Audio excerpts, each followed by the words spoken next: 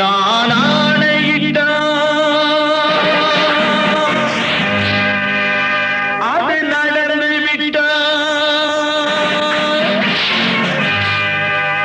நான் ஆணையிட்டால் அது நடந்து விட்டால் இங்கு ஏழைகள் வேதனை படமாட்டார்.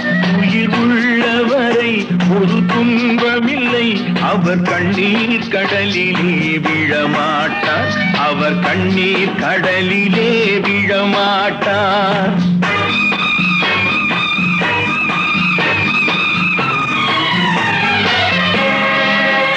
நான் ஆணையிட்டால் அது நடந்து விட்டால் இங்கு ஏழைகள் வேதனை படமாட்டார்.